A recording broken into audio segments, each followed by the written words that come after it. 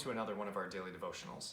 Today I want to talk to you about the faith journey itself, as I think it's illustrated in Luke chapter 24, starting in verse 13.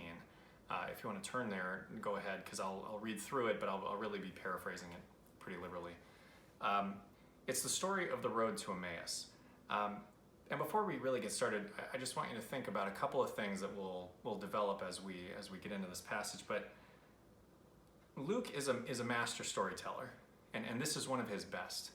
Luke begins his gospel with the birth of John the Baptist and Jesus, and he ends it not with the resurrection, as you might expect, but he after the resurrection puts in this story. And I think he does it really deliberately. I think he leaves one of these characters, we'll meet two characters, Cleopas and another disciple. He leaves one of them totally unidentified. We don't know age, we don't know gender, height, weight, nothing. We don't know a single thing about this person. And I think Luke is trying to invite you and I into this story because I think this story really is about those of us who come after. It's about those of us who live our lives based on the testimony we've received from others, because that's exactly what they do.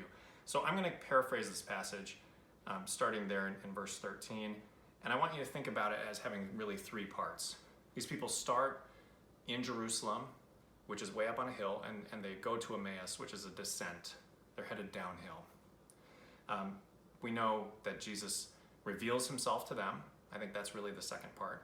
And then after he reveals himself, they run back up to Jerusalem. So they're ascending at that point. So as I kind of paraphrase through this passage, think about it and think about maybe try to identify those three pieces. Let's begin at verse 13.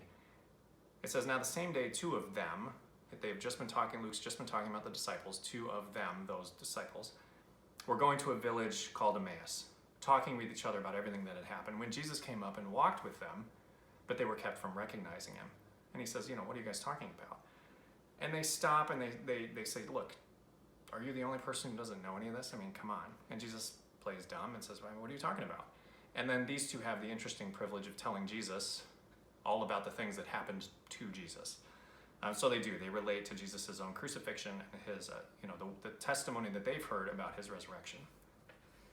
He said to them, I'm in verse 25, how foolish you are, and how slow to believe all the prophets have spoken. Did not the Messiah have to suffer these things and then enter his glory? And then beginning with Moses and all of the prophets, he explained to them what was said in the scriptures concerning himself. So this is the first post-resurrection Bible study. It's the first Jesus in the Old Testament sermon ever preached on this journey. As they approach the village where they're going, Jesus acts like he's going to keep going, but the two disciples stop him and say, no, come on. You've got to stay with us. The wording there is very strong. It's as if they had apprehended him. They say, stay with us. It's almost evening. You got to stay with us. When he was at the table with them, and this is verse 30, he took bread, gave thanks, broke it, and began to give it to them. Then it says their eyes were opened and they recognized him, and he disappeared. So these people have just seen Jesus. They run all the way back. They ascend all the way back up to Jerusalem. They get there, they find the other disciples, and they begin telling them this story. And while they're doing that, it says, then, while they were still talking, Jesus appeared to them all. And I love verse 41. It records that, quote, they still did not believe it because of joy and amazement. And so Jesus explains everything to everyone once again. So like I mentioned, I think there are probably three different pieces of this. And I think they really fit the journey of faith that you and I and everyone really are on. So let's talk about each one of those pieces briefly. Let's talk about the descent first. So these people are leaving Jerusalem. And like biblical writers often do, their physical reality, the descending, the fact they're headed downhill, actually matches with their emotions. They were full of hope, I'm sure, when they went into Jerusalem. Verse 21 of the story says, they had hoped he was the one who was going to redeem Israel, but now they're disappointed, crestfallen, they're walking away, they're descending. I think the temptation is to say in this moment that this isn't part of the faith journey, but I don't think that's right. I mean, Luke goes out of his way to describe these people as disciples, And he goes, they actually accurately talk about what Jesus has done. They even report, like I just said, that they had hoped Jesus would redeem Israel. And this might be a coincidence, but they are going 2 by 2. Just like when Jesus sends out the 72 disciples earlier in this gospel, they're supposed to go out 2 by 2. That's how these two leave Jerusalem. And I don't think that's a coincidence. So what can we take away from this? I mean, I think there's a comfort and there's also a call to action in this. So if you find yourself maybe in a period of descent, of wandering, of hopelessness, of frustration, of anger, there's a couple of things here that I think we can learn from these disciples. First of all, he's present. They don't even recognize him. They don't know that he's present. They don't get it. They're kept from recognizing him. I think that's comforting, right? Jesus is with us. So he's present. And the other thing that I think is comforting about this passage is that he's not just present passively. He is the one who initiates everything. I'm going to encourage you at the end of this to read back through this passage. It's Jesus who asks the questions, Jesus who breaks the bread, Jesus who takes the first step with them with everything. And I think there's the promise of the gospel that that's how Jesus is going to work. Abram Joshua Heschel writes a book, God in Search of Man, right? God's after us. He wants that relationship, and Jesus illustrates that well here. So that's maybe the comfort. Here's, I think, the challenge. I think it challenges us to keep to think about what's keeping you from seeing him. What's keeping us from recognizing him? I mean, for these people, is it maybe their hopes?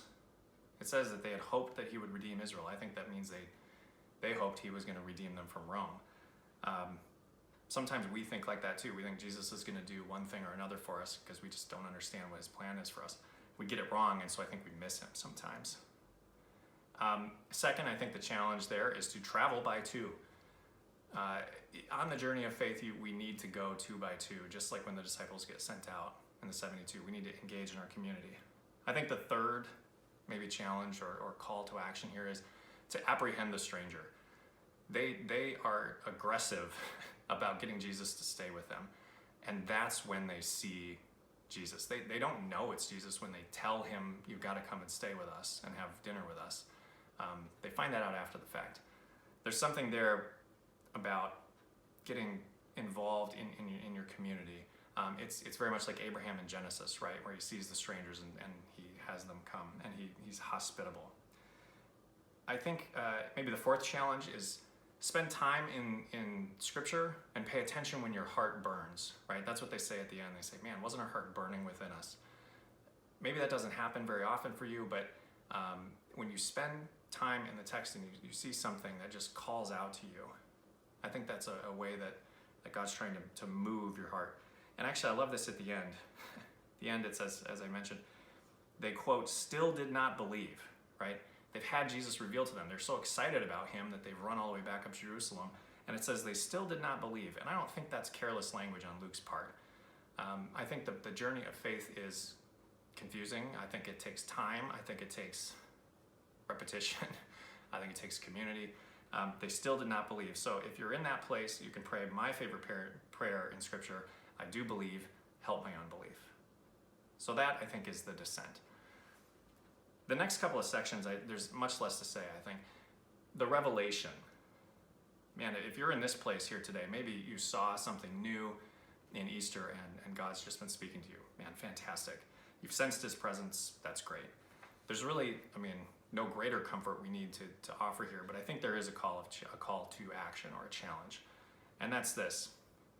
I think the temptation for these disciples might have been to write it down and journal about it and take a selfie and high-five each other and build a shrine in that place or whatever and try and capture that moment. But Jesus immediately disappears. So he reveals himself, but he disappears. And I don't think it's because he's trying to be sneaky. I think it's because the point is the revelation's not it. That's not the end of the road. Much like the people of God, when God reveals himself to the people of Israel at Sinai, they don't stay at Sinai. There's a call to action. There's something to do next. And so I think that's the challenge. Jesus won't let you stay at Sinai. He won't let you stay in the room. There's something to do. And that leads us to the third section, the ascent. Here's what happens when we taste life. When we see that revelation, the call to action is to immediately go share it. And that's a long journey that they've just taken, arrived, and they run all the way back to tell the disciples. We're compelled to find our way back to Jerusalem. We're compelled by the revelation that God gives to us to go back, to find others, to tell our story, which is what they do. And of course, Jesus shows up in that too, and I don't think that's a mistake either. So, if there's maybe another challenge for you today in this, I'd love for you to spend some time in this passage, think about it, read it a little bit more slowly. Read the actual words and not just my paraphrase, and think about, what part of this journey am I on? How can I see God around me? What can I learn in it? And then, how can I share it?